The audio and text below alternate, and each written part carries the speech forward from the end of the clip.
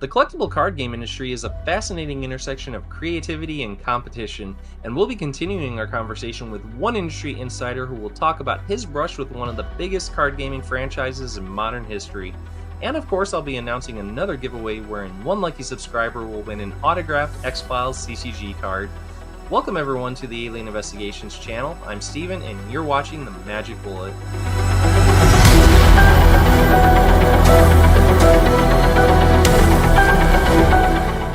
If you've been tuning into the most recent issues of the Magic Bullet, then you've been regaled with fascinating tales of what it's like to work in the collectible card game industry, courtesy of the sage words of Mr. David 𝐗, a pillar in the card gaming community who most notably served as alpha playtester for the X-Files CCG back in 1996.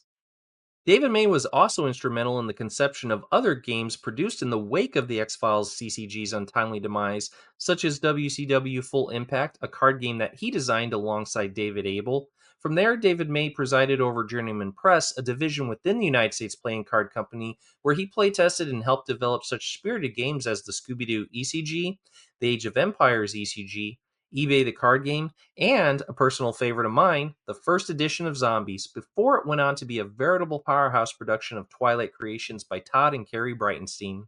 The interview that you're about to see occurred in October between David 𝐗 and correspondents of the Magic Bullet and the Alien Investigations channel at large, John Wood and 𝐗-𝐅i𝐥e𝐬. As you'll hear from Mr. 𝐗, the United States Playing Card Company was in a position to acquire the license for Pokémon in the late 90s. This was at a time when Magic the Gathering had laid the groundwork for trading card games, and companies and game designers began to see the potential in this revolutionary format. Games like Pokémon and the X-Files CCG not only provided the thrill of competition, but also connected fans with the stories and characters they loved. The blend of collecting, strategy, and camaraderie made these games deeply appealing, fostering a culture of tournaments, trading events, and cooperative gameplay. As history shows, the United States Playing Card Company never acquired the licensing to create a Pokemon card game. That honor went to Wizards of the Coast in 1998, and WotC would reap the benefits of that purchase until 2003.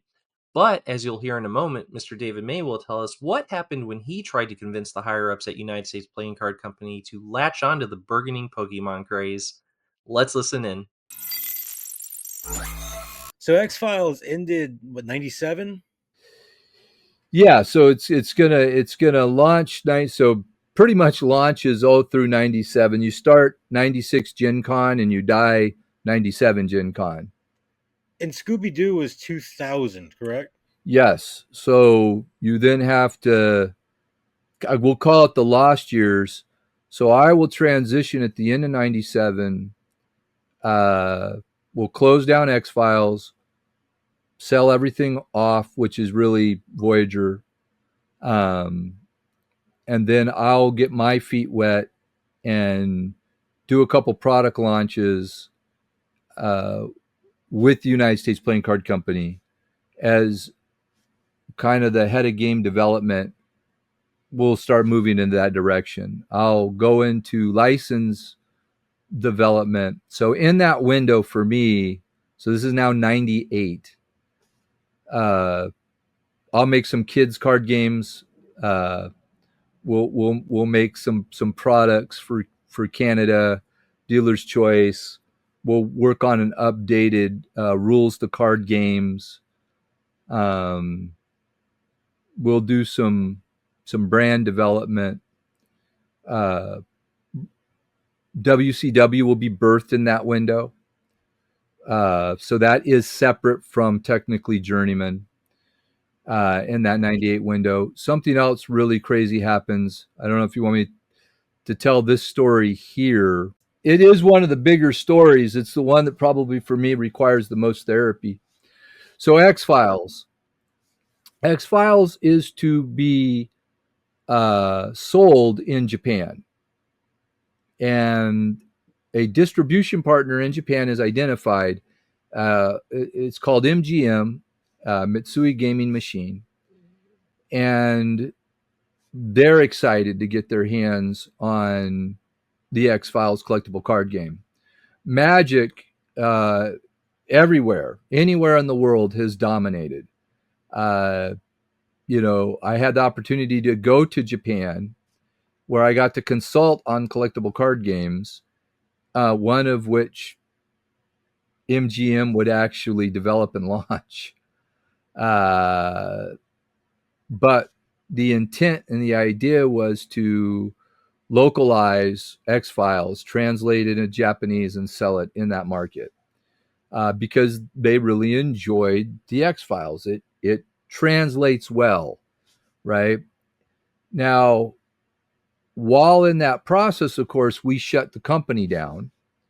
Our USPC Games goes away. And there really isn't a continued opportunity to sell X-Files and to translate it. Now, shortly thereafter, in the beginning of '98, I got a Western Union telegram from a gentleman who worked at MGM who I had befriended. He'd come to the United States. He's supposed to learn all about collectible card games. And I have to admit, he definitely, gamer, right? Really cool guy. And he sends me this Western Union telegram, and he says, I just wanted to thank you for all the time that you spent with me. We had played Magic together, and just wanted to share with you.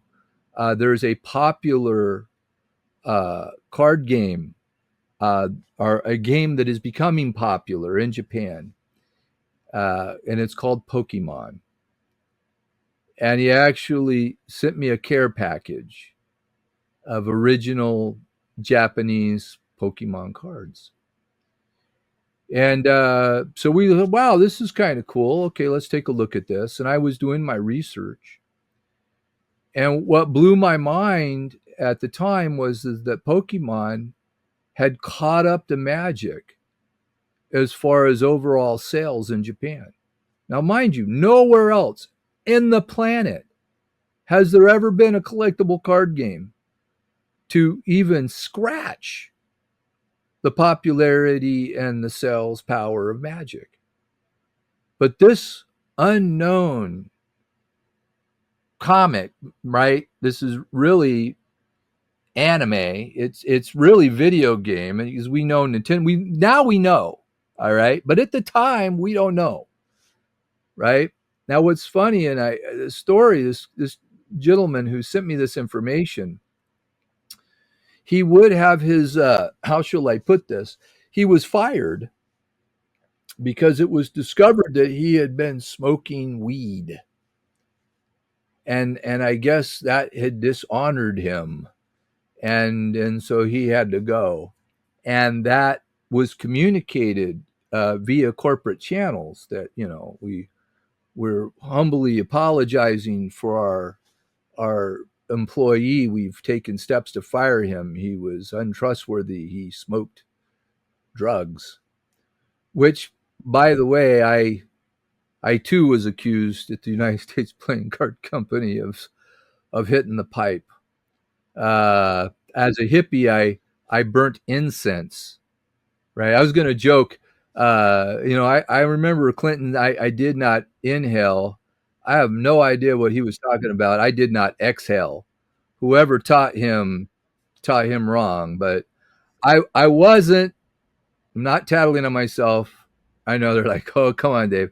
But I was burning incense one day in my newfound office. And of course, the next day after it was determined that I was not smoking dope, there was a new company policy that prohibited the burning of incense. But that was strike two. Strike one, you were with the X-Files. Strike two, you're hippie, you're burning incense, you smoke dope. Wait till we get to strike three. It's a miracle we even stayed employed. So eventually, running around at toy game fairs and going to licensing shows, we run into a company by the name of 4Kids Entertainment. And 4Kids Entertainment is actually representing Pokemon and is presenting the license for product development, but they're challenged. And the reason why they're challenged is because at the time, the cartoon had already been released in Japan. And if you don't know this story, you can Google it, right? uh, the animation itself, I choose you, Pikachu, right? The animation was very harsh and had a strobe effect, flashing lights. And I guess what was happening is that people, kids and adults, uh, while watching the animation, it was triggering seizures. And people were going to the hospital for watching the cartoon. And of course, this is only in Japan. This actually made it more popular. So now people had to watch it to see if they would, have a seizure. And so, what a mess, right? And this is what they're bringing to the United States is the localized version of the cartoon into syndication. It's going to be on every day. And it's going to come alongside the promotion of the Game Boy.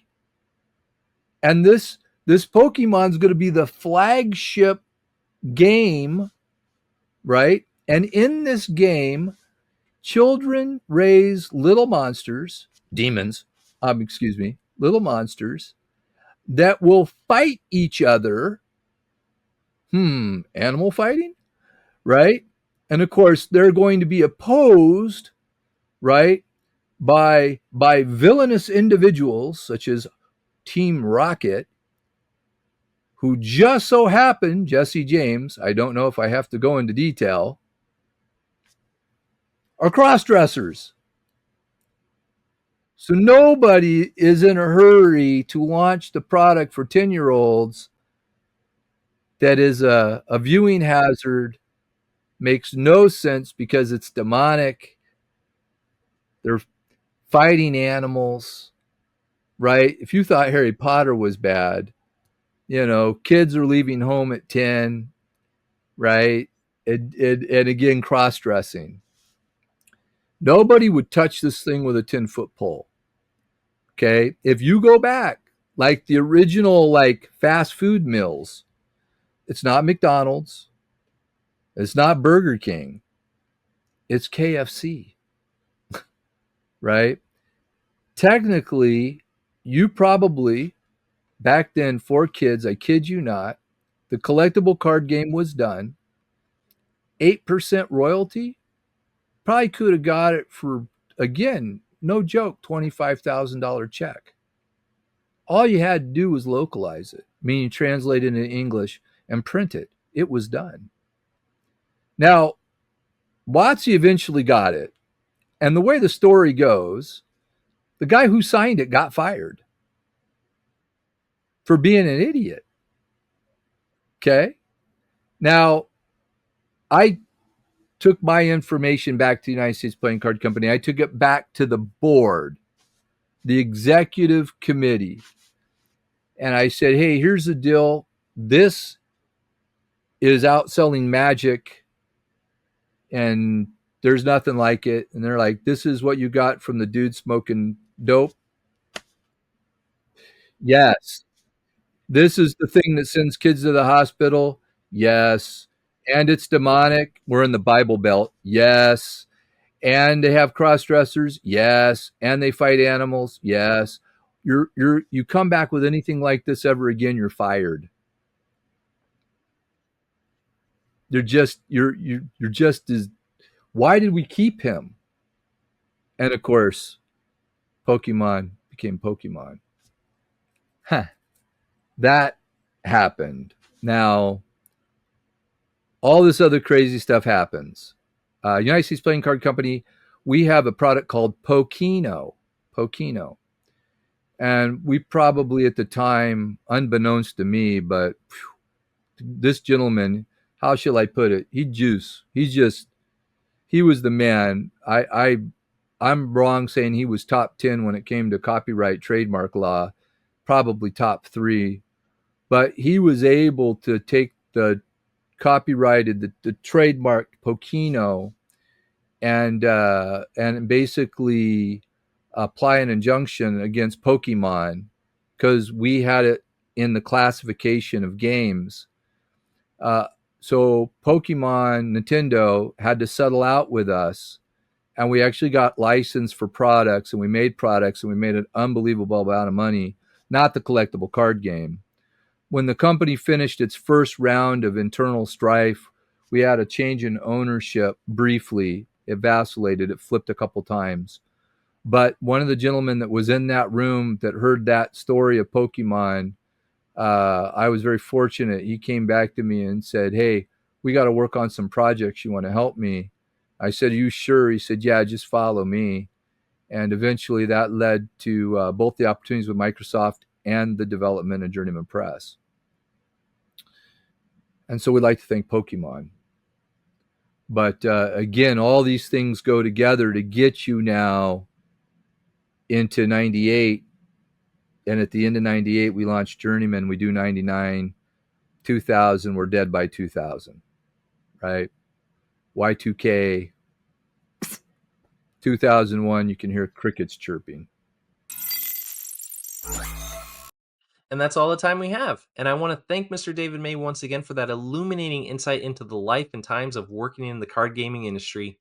I look forward to seeing him here again to tell us about some of the unfinished games that were in development during his tenure, including collectible card games for both Crimson Skies and Buffy the Vampire Slayer. Stay tuned for more, fellow agents. And if you'd like to hear more stories about some of the games produced at Journeyman Press, such as WCW Full Impact, or Zombies, or eBay the Card Game, let me know in the comments section, and I'll see if Mr. May will oblige us in a future video.